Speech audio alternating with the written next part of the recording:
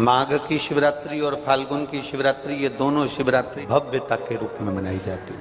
भव्यता।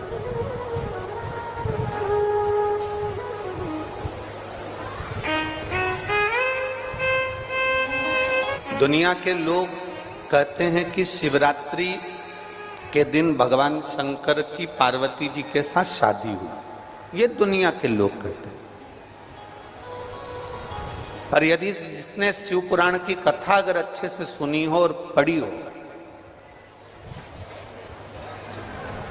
तो शिव जी की शादी की जो तारीख है वो ये नहीं है।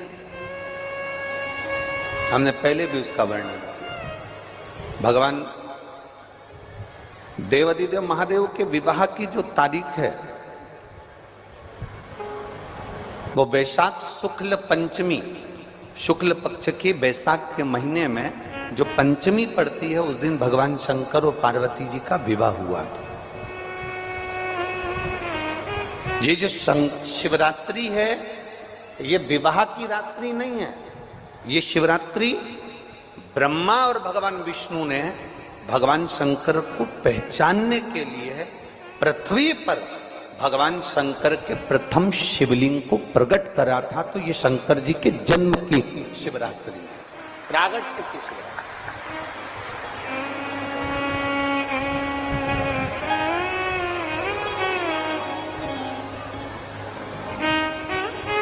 ये शिव जी के प्रागट्य की शिवरात्रि है। ये शिवरात्रि जो आएगी, माघ की शिवरात्रि, जो मूल शिवरात्रि होती है, जिस दिन शिवरात्रि के दिन भगवान ब्रह्मदेव और भगवान नारायण ने भगवान शंकर को एक पर्वत को घुमाकर उनके लिंग की आकृति, उनका स्वरूप प्रकट किया। उनका स्वरूप प्रकट किया, उनका जन्म। आपसे कोई पूछे कि शंकर जी का जन्म कब हुआ था, बिल्कुल बेझिझक कह सकते हो शिवरात्रि के दिन, हैप्पी बर्थडे ने टू यू। उसमें तुम्हें सोचना नहीं। भ्रम फैलाने वाले बहुत भ्रम फैलाते हैं। और आज इस व्यासपीठ से एक बात और कहना चाहेंगे, जिसको अपने जन्म की तारीख ना मालूम हो, जिसको अपने जन्म दिन ना मालूम हो, वो आप नियम बना लो कि आपका जन्मदिन भी शिवरात्रि के दिन ही हुआ है, पक्का। जब परब्रह्म परमेश्वर स्वयं देवाधिदेव महादेव शिवरात्रि के दिन प्रकट हो जाता है, उसका शिवलिंग, उसकी आकृति प्रकट हो जाती है। और ब्रह्मा जी ऊपर जाकर मालूम करते हैं, आकाश में बढ़ते जाते हैं, जाते जाते हैं, तो भी उनको शंकर भगवान के शिवलिंग का छोर नहीं मिलता। भगवान नारायण नीचे की ओर बढ़ते चले जाते हैं, पाताल की ओर, और उनके चरण नहीं मिलते। तब हार जाते हैं कि शंकर को पहचानना कठिन है।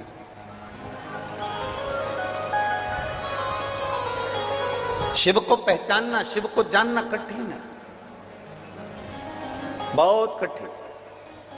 जैसे शंकर को पहचानना कठिन है, जैसे शिव को पहचानना कठिन है, उसी तरह कोई संत को, कोई गुरु को, कोई सतगुरु को पहचानना कठिन। शिवरात्रि के दिन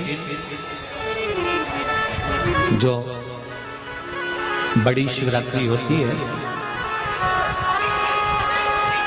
माघ महीने के अंतर्गत जो आती है, ध्यान है आप लोगों को? उस शिवरात्रि के दिन सबसे ज्यादा जरूरी क्या होता है चढ़ाना? एक बेर। क्या जरूरी है? क्या बोलते हो? बेर की बोर, जो भी बोलते हो, जिसमें गुठली होती है और अपन लोग बोर खाते हैं, बेर खाते हैं। मात्र एक बोर, एक बेर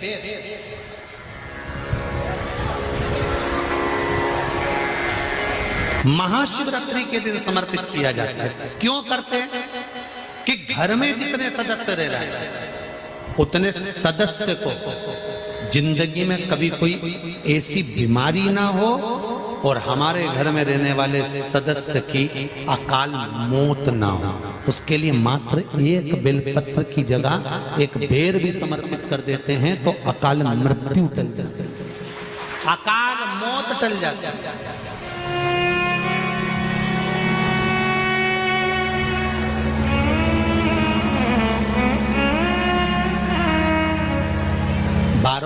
शिवरात्रि आती है,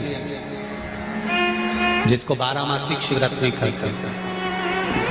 हम कई लोगों से कहते हैं अगर जिंदगी में ज्यादा नियम नहीं ले सकते तो एक नियम ले लो, और उसका फल क्या होता है ये मात्र 3 महीने की शिवरात्रि कर कर देख लो। केवल 3 महीने की शिवरात्रि, ज्यादा कुछ नहीं कर सकते। हर महीने शिवरात्रि आती है। प्रत्येक शिवरात्रि के दिन 3 जगह पर दिया लगाना प्रारंभ कर दो। पहला बेलपत्री के वृक्ष के नीचे, दूसरा शंकर भगवान के मंदिर पर, तीसरा आंवले के वृक्ष के नीचे। केवल ये 3 जगह पर दिया लगाना चालू कर दो। कौन से दिन? हर महीने की जो शिवरात्रि आती है, मासिक शिवरात्रि जो आती है, आप 12 महीने का नियम बनाओ कि मैं 12 महीने की शिवरात्रि का व्रत करूं ना करूं। मैं शंकर के मंदिर में 12 महीने जो शिवरात्रि आती है उस शिवरात्रि का नियम लेती हूं कि शिवरात्रि के दिन मैं दिया लगाने 3 जगह पर जाऊंगी। पहला, बोलते जाओ जम के, बेलपत्री के नीचे। दूसरा, शंकर भगवान के मंदिर में या शिव मंदिर की चौखट पर। तीसरा, आंवले के वृक्ष के नीचे। ये 3 जगह पर आप प्रणाम कर कर, झोली पसार कर बाबा देवाधिदेव महादेव, माता लक्ष्मी और पार्वती के नाम से दिया लगाना प्रारंभ कर दीजिए। 3 महीने की शिवरात्रि पूरी हो, ये निश्चित है अगला पत्र आपका इस जगह पर मिलेगा कि बाबा ने मेरा ये कार्य किया। शंकर जी को शिवरात्रि पे क्या चढ़ाया जाता है? बेर। कितने बेर चढ़ाते हैं? शंकर जी को शिवरात्रि पर कितने बेर चढ़ते हैं? हर शिवरात्रि का एक। 12 महीने में कितनी शिवरात्रि आती हैं?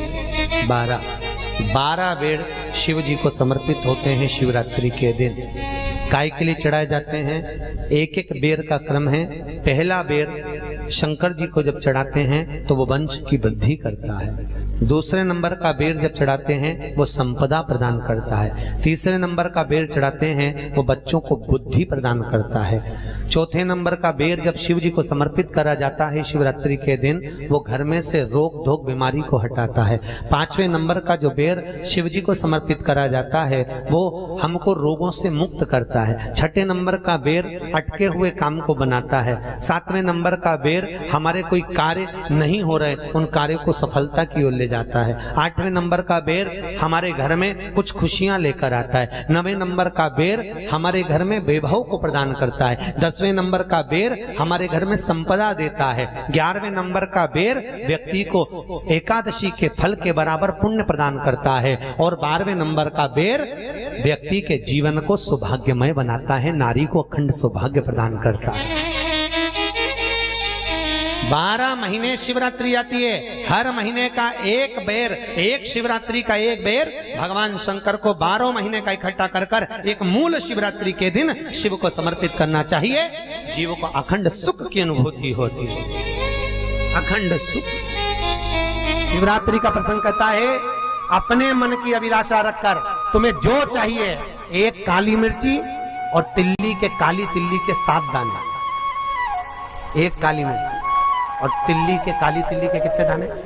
7 दाने हथेली में रखकर अपनी कामना कर कर मन से अपने मन के बात को कहकर शंकर भगवान के शिवलिंग पर चढ़ा दीजिए। आपकी मनोकामना, कहते हैं हर महीने शिवरात्रि आती है, इस शिवरात्रि पर, मुख्य शिवरात्रि पर चढ़ाओगे, अगले महीने की जब शिवरात्रि आएगी तो आपकी मनोकामना पूरी हो जाएगी। 1 काली मिर्ची और 7 काली तिल्ली के दाने, मात्र 7। महाराज, जिसके घर में क्लेश रहता हो, बहुत ज्यादा लड़ाई झगड़े हो रहे हैं, सास बहू के झगड़े, ना बहू कुछ सुनने को तैयार ना सास सुनने को तैयार, और घर में बेचारे पुरुषों की आफत। यहाँ भाई भाई झगड़ रहे हो, सास बहुएं झगड़ रही हो, कुछ मत करिए। गेहूं की बाली को तोड़ो। गेहूं की बाली जानते ना, जिसमें आप लोग तो गेहूं की बाली को तोड़ना है, और बाली 7 बाली तोड़कर अपने घर में घुमाकर अपने घर का नाम और गोत्र बोलकर उसको शंकर को समर्पित कर दीजिए। जिंदगी में कभी सास बहू का झगड़ा नहीं होगा हमारे। शिवरात्रि के दिन उसको समर्पित करिए, आपके घर में कभी क्लेश नहीं मच सकता। 12 महीने शिवरात्रि आती है, और शिवरात्रि के दिन रात्रि को 12 बजे शंकर भगवान पर एक धतूरा चढ़ा दो। क्या चढ़ाना है? जम के बोलिए जरा। धतूरा। ये शंकर भगवान को धतूरा चढ़ा दो। 12 बजे रात्रि को शिव जी पे धतूरा चढ़ाओ। आधे घंटे तक धतूरा चढ़े रहने दो और आप श्री शिवाय नमस्तुभ्यम का जाप करो। जिस शंकर जी पे धतूरा चढ़ाए उस मंदिर के बाहर बैठकर कौन सा मंत्र जपना है? श्री शिवाय नमस्तुभ्यम। फिर से बोलो, श्री शिवाय नमस्तुभ्यम। धतूरा चढ़ाकर श्री शिवाय नमस्तुभ्यम का स्मरण करिए। और जो दुकान नहीं चलती हो, घर में लक्ष्मी नहीं टिकती हो, खेत में फसल अच्छी नहीं आती हो, संपदा नहीं आ रही हो, बस उस धतूरे को लाल वस्त्र में बांधकर अपनी दुकान में, अपने व्यापार में, अपने घर में रात को 12:30 बजे उठाकर लाओ और 4 बजे के पहले उसको अपनी दुकान, व्यापार, व्यवसाय में उसको बांध दीजिए। और अगर जो जमीन फसल सही नहीं दे रही हो उस जमीन में ले जाकर गाड़ दीजिए। आपको जीवन में कभी तकलीफ नहीं भोगना पड़ेगी, लक्ष्मी बढ़ती चली जाएगी, संपदा बढ़ेगी। जो व्यक्ति ज्यादा बीमार रहता हो, बहुत बीमारी उसको घेरे रहती हो, परेशान रह रहा हो, बीमारी बनी हुई है, तो बोर चढ़ाइए। बेर, क्या बोलते हैं यहाँ पर? बेर की बोर, वो खाने वाला बेर जो होता है, उस बेर को 7 बेर ले लो और 7 बेर को लेकर अपने ऊपर से घुमाकर शिवरात्रि की दोपहर के 12 बजे शंकर भगवान के शिवलिंग पर ले जाकर उस बेर को चढ़ा दीजिए। आपका रोग, आपकी बीमारी मात्र 3 महीने के अंदर समाप्त हो जाएगी। बेर चढ़ाने का बड़ा महत्व है। यहाँ चढ़ाते हैं कि नहीं चढ़ाते? चढ़ाते हैं। शिवरात्रि के दिन बेर चढ़ाने का बड़ा महत्व है। और शिवरात्रि पर चढ़ा हुआ वो बेर उठाकर ले आइए और उस बेर को उठाकर रख लीजिए। मान लो किसी को उदर से जुड़ी हुई जब तकलीफ रहती है, पेट से जुड़ी हुई तकलीफ रहती है, पेट से जुड़ी हुई कोई भी प्रॉब्लम हो, अगर पेट से जुड़ा हुआ कोई भी रोग आपको लग गया और डॉक्टर की दवाई चल रही है, सारी औषधि चल रही है, जो शिवरात्रि पर आपने बेर चढ़ाया है, वो बेर अगर आपके यहाँ रखा हुआ है, वो बेर उस रोग वाले व्यक्ति को खिला दीजिए। आधे घंटे के अंदर पेट का दर्द, पेट की तकलीफ, पेट का कैसा भी रोग होगा, एकदम आराम लग जाएगा। उस बेर में इतना दम, इतना प्रबलता आ जाती है शंकर को, जो शिवरात्रि के दिन बेर चढ़ाया जाता है।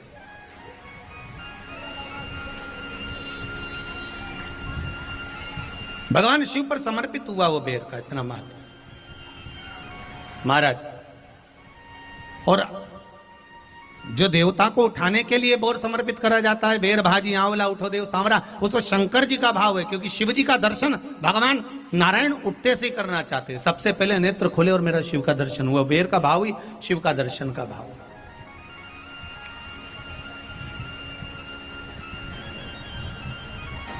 कितनी बड़ी औषधि होगी बेर के अंदर, जरा देखिएगा कि मेरे राम जी शबरी अम्बा के दरवाजे पर पहुंचे। आप लोग भजन में लेते रहते हो, शबरी संवारे रास्ता आएंगे राम जी, मेरा भी धन्य जीवन बनाएंगे राम जी।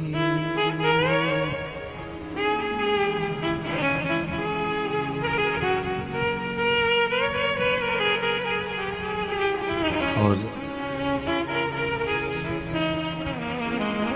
बागों से चुन चुन के वो लेकर आई बेर की टोकरी। खट्टे हो चाहे मीठे हो पाएंगे राम जी, मेरा भी धन्य जीवन बनाएंगे राम जी। शबरी ने राम जी को बेर दिए, राम जी ने बेर खाया, प्रेम से खाया। याद आया पीछे लक्ष्मण खड़ा है, राम जी ने लक्ष्मण को बेर दिए, ले लक्ष्मण ये बेर खा ले। लक्ष्मण जी ने बेर लिए, लक्ष्मण जी ने बेर को देखा तो वो शबरी अम्बा अपने मुंह से झूठा करके दे रही है। लक्ष्मण जी ने बेर लिया, पास में रख लिया, फिर लिया, फिर रख लिया। सबरी जी राम जी को बेर दे, राम जी लक्ष्मण जी को बेर दे, लक्ष्मण जी वो बेर लेके पीछे फेंकते जाए, उठाए फेंका, उठाया फेंका, उठाया फेंका। अब कोई लक्ष्मण साधारण है? जब भगवान राम विष्णु हैं, लक्ष्मण शेषनाग हैं, शेषनाग अगर कोई चीज फेंकेगा तो क्या पास में फेंकेगी? उठाया फेंका, कोसों दूर जाकर गिरा। और वो बेर कब काम आया? जब लक्ष्मण जी को शक्ति लगी, बाण लगा, लक्ष्मण जी मूर्छा होकर जमीन पर पड़े, सुषेण वेद को बुलाया और वेद से बुलाकर पूछा कि लक्ष्मण कैसे उठेगा? तो कहा संजीवनी लेकर आओ। संजीवनी लेने के लिए भेजा। तब संजीवनी लेने के लिए जब श्री हनुमान जी महाराज गए, संजीवनी बूटी जब लेकर आए और लक्ष्मण जी को जो दी, तब राम जी पहचान गए ये संजीवनी कोई दूसरी नहीं है। लक्ष्मण जी को जो बेर खाने को दिया था, वो बेर फेंक दिया था, उसी बेर की पत्ती है जिसको निचोड़ निचोड़ कर लक्ष्मण जी को खिलाना पड़ी है। तो राम जी रोते रोते बोले पहले ही खा लेता तो खाना नहीं पड़ती। लगे तो खाया ही।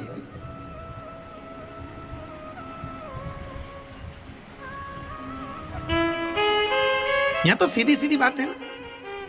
कहा पोलियो की दवाई जन्म लिए बच्चे से लेकर 5 वर्ष तक के बच्चे को पोलियो की दवाई पिलाई जाएगी। पोलियो की दवाई पियो तो हाथ पैर से विकलांग नहीं होगे। बोलो, बोलते कि नहीं बोलते? पियो विकलांग नहीं होगे। जो नहीं पिएगा वो हाथ पैर से विकलांग हो जाएगा। उसी तरह शिव महापुराण की कथा, जिसका जन्म नहीं हुआ, जो माता के गर्भ में है, उससे लेकर जो मर रहा है उस तक के व्यक्ति को सुनाई जाएगी। पोलियो की दवाई नहीं पियोगे, हाथ पैर से विकलांग हो जाओगे। शिव महापुराण नहीं सुनोगे तो काम, लोभ, विषय, आसक्ति से विकलांग हो जाओगे। इसलिए सुनो, ये सुनने का विषय है, इसको श्रवण करना, हमारे जीवन में उतारना, ये मिलेगी।